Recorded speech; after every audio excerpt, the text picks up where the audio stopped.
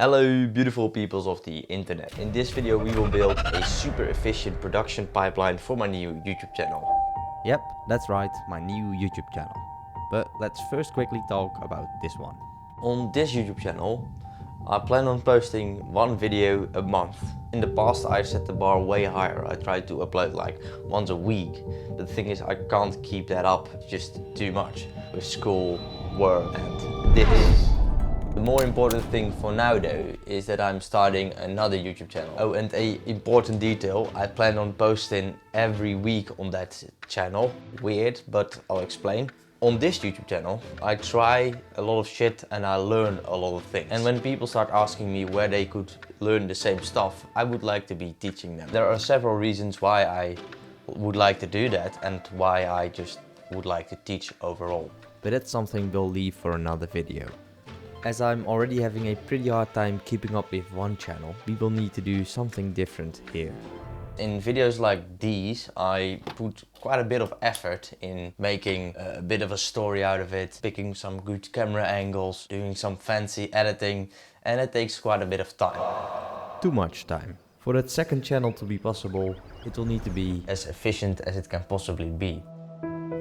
And that is why I built this video production pipeline. It will reduce friction and enable the creator to produce high quality videos with minimal effort. I'm not really joking though, because that is the point of it. Here are the 4 core elements that I think make up a proper video production pipeline. The first are assets, which are just things you make once and you use every time. Think for instance about standard animations that you make once and can reuse every time. The second thing would be a system. This can be a digital system, which is a lot more like a template, but also a physical technical system. This for instance is my built-in desk recording setup that allows me to just sit down, plug in the camera and start recording right away. This saves me a lot of time because before I had this setup I would need to get a tripod somewhere, get the cables out of a drawer, connect everything, figure the whole system out, and now it's just already set up. Another important thing for a video production pipeline are formats. What are your videos like? What kind of clips are there? Do you use B-roll? What kind of B-roll do you pinch in? You need to predetermine all of those things so that you don't have to be thinking about that when you are actually producing the thing. And the last thing is a work order. A work order would mean that you don't need to be guessing or thinking about what to do first, because you have determined that earlier. And if you find all of this stuff interesting, it's all based on the pilot plane method, which just means that you take one moment to configure all of the things and then just fly for some amount of time. Something that I would like to add is that these production pipelines are usually something you use when you're working in a team. But I think that they can still be very helpful even if you're working on your own. And that is why I'm using them. With that said, it's now finally time to start actually building this production pipeline. Let's first determine the format. What are those videos gonna be like? Well, I'm thinking of a screen recording because it's usually gonna be courses on software with a face cam when it's possible. No face cam if it's in the way, just take it out completely, no fuss. Pinching in on things that are important. Also underlining and circling things that the viewer should pay more attention to. Another thing is I do not want a fancy intro because I would consider that a waste of anyone's time. Just get into the video, I say hello, you see a little lower third with my name on it and we get right into the video. Is there anything I'm missing still? I'm not gonna do any kind of subtitles, just too much work. I would like to do most of the editing in camera so that I don't need to go through the whole video. What am I missing? Do we need an outro? I'm not sure about that one, so I will leave that for now. I'm not gonna do any of that click the bell, subscribe animation stuff. I think that is, well, everyone knows how that works, so if you want to subscribe, you just bloody subscribe. Oh yeah, something important, the colors. Well, my colors of my channel and my business are this green bluish color with black and white. I don't want to take those colors because this education part is quite separate from all of the other things. So I would like to make that a soft purple.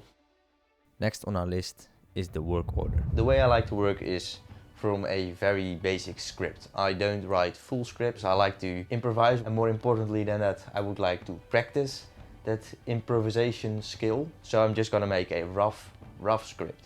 This scripting phase covers the whole ideation and planning part. The next step would be to actually record all of the videos. You could potentially start editing the first lesson before you have recorded all of the other lessons. I do not like to do this because what tends to happen is that you deviate in the style a little bit. If you just edit all of the stuff in one go, it is more consistent. This does mean, however, that you need to do a lot of work at once. But as you saw, the whole recording setup is so efficient that there is very little editing that I need to do in the first place. So I think that that will be okay. But if it's not, we will discover that later and change it. One thing that is important to understand is that this is the first version of this whole system. You should not try and aim for a perfect system. As the saying goes, perfect is the enemy of progress. All of the following steps are going to be post-processing. So the first step would be just get everything in a timeline and make sure that all of the bad parts are cut out of it. This I would call a rough cut. Now you technically have the whole lesson in front of you. Now we just need to add all of the sauce to it. And the first thing I would add are all the clarification, indication things, like underlining certain parts, zooming in on certain parts. In this case, I'll call that the micro edits. The next step for me would be to add in all of the standard stuff, like the lower thirds, a potential outro. So let's call that the branding. Now we have arrived at the final video production stage, which will be checking the whole video, which takes, well, a lot of time actually. This stage I will call checking and exporting. The videos are now done and we need to go into the final steps. One of those steps is deciding on a title. And I know for optimal YouTube videos, you need to decide a title before you make the YouTube video. I do not feel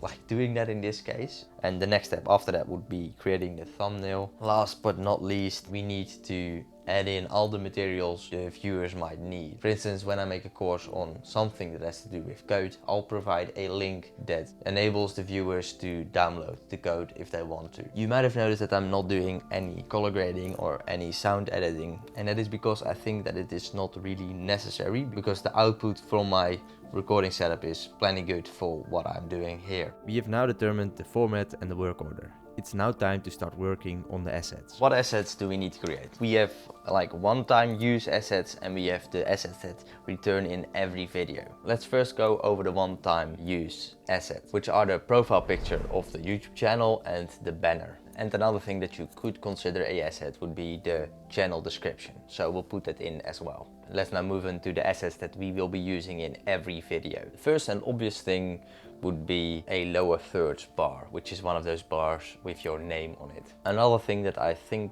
I'll include is a outro, not an intro as I discussed before, because I think that it is a bit of a waste of time. Next up would be similar to a lower thirds, but a title block. This is something you can use if you say something that you want to show the viewer. Next up is a circle or a line, because sometimes you want to show a certain thing in a program and you can put a line under it or a circle around it. I think that we're gonna go for the line because it feels a little bit more clean. So I'll call this a emphasis line. Next up in a similar fashion are zoom ins and zoom outs. Well, mainly zoom ins. I don't think that we even need a zoom out. Yeah, just a zoom in. I want to be able to just drop the effect on the clip, tell it where to zoom, and then it's done. I don't want to do any custom animation because that just takes time. First I'm gonna take some pictures of myself that I will use in the profile picture and the banner, and then we'll get to the PC and make all of them.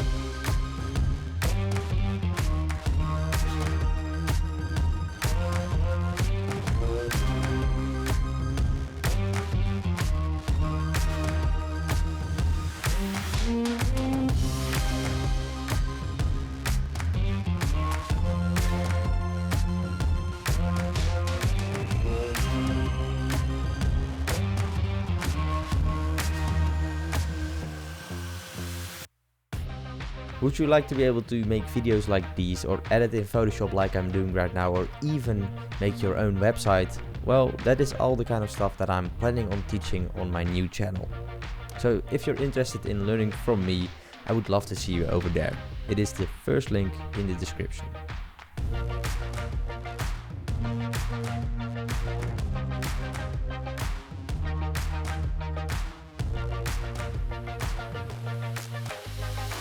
So here we go, pretty cool, right? Now the thing just is, when I put it in YouTube, how does it line up? After a little bit more work, I got everything to line up properly. It was now time to move on to creating the other assets.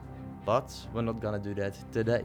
I think that this video is long enough for now, and so I have decided to give that its own dedicated video about learning Fusion, creating animations in there, and well, it is its own little journey. If you're interested in that, please subscribe. And with that said, thank you for watching, and I'll see you in the next one.